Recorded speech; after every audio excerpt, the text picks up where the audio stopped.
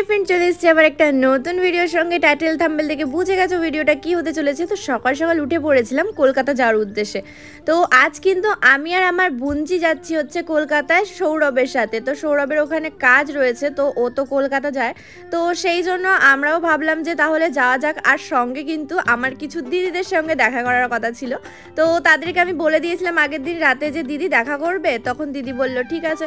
আর জানো তো এই পেছনটাতে বসে বসে না আমার শরীরটা এতটা খারাপ করছিল, তোমাদেরকে আর কি বলবো। আমার তো গাড়িতে উঠতে ভীষণ কষ্ট হয়।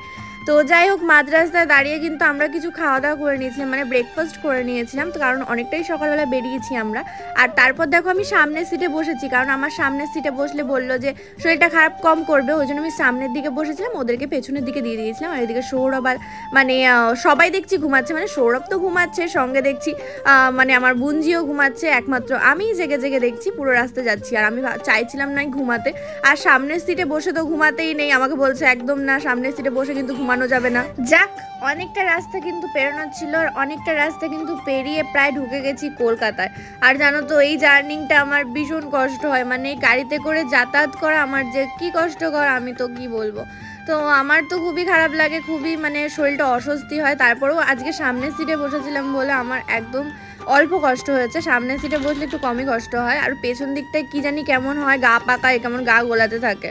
যাক, অনেকটা রাস্তা পেরিয়ে কিন্তু লাস্ট ফিনিশিং আমরা চলে এসেছি হচ্ছে এসপ্ল্যানেডে। আর এখানে কিন্তু চলে এসেছিলাম কিছু জিনিস কেনার জন্য।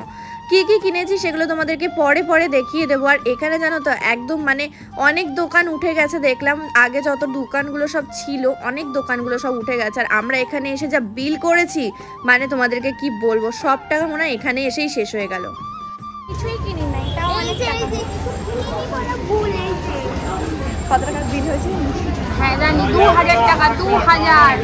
আর অনেকক্ষণ রোদের মধ্যে ঘোরাঘুরি করছিলাম, আর আমরা এদিকে কেনাকাটাটা কম বেশি সেরে রেখেছিলাম, কারণ আমাদের সঙ্গে কিন্তু দেখা করতে আসছে হচ্ছে একটা দিদি, মানে একটা নয় দুটো দিদি, জানো তো। মানে একটা দিদির সঙ্গে তোমরা আমাকে এর আগেও ভিডিওতে দেখেছো, আর আরেকটা দিদির সঙ্গে কিন্তু দেখোনি। যাই হোক, চন্দনাদি দেখো কিরম হাসছে, আর ওনার হাসিটাও কিন্তু আমার খুব ভালো লাগে, মানে দারুণ লাগে। তো যাই হোক, আজকে কিন্তু প্রথমবার আমার চিত্রাদির সাথেও দেখা হলো। তো ওদের সঙ্গে অনেকক্ষণ ঘোরাঘুরি করার পর আমরা কিন্তু একটু খাওয়া দাওয়া করার জন্য চলে গেছিলাম একটা দোকানে।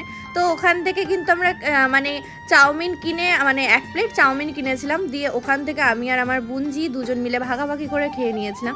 তো 1 প্লেট ছিল না 1/2 প্লেট ছিল, আমার ঠিক মনে পড়ছে না। যাই হোক, আমি একটুখানি খেয়েছিলাম আর আমার বুনজিও খেয়েছিল ওখান থেকেই।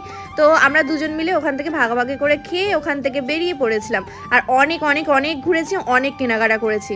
দেন আমরা তারপর দেখো উঠে পড়েছি গাড়িতে। আর এরপর জানো তো, গাড়িতে উঠে শরীর খারাপ লাগলেও মনটা অনেকটা খুশি খুশি ছিল, ওই জন্য আমি শরীর খারাপটাকে একটু ইগনোরই করছিলাম। আর এরপর অনেকটা রাস্তা যাওয়ার পর এক জায়গায় আমরা দাঁড়িয়েছিলাম, কারণ দাদা সৌরভ ওরা কিছু খাওয়া দাওয়া করেনি, ওরা কাজে ব্যস্ত ছিল ওই জন্য। আর এরপর কিন্তু আমরা গাড়িতে উঠে চলে এসেছিলাম হচ্ছে বাড়িতে। আর বাড়িতে এসে কিন্তু ভীষণ টায়ার্ড লাগছিল, আর কিছু ভালো লাগছিল না। চলো এইখানেই কিন্তু ভিডিওটা শেষ করছি, নেক্সট ভিডিওতে দেখা হবে, টাটা।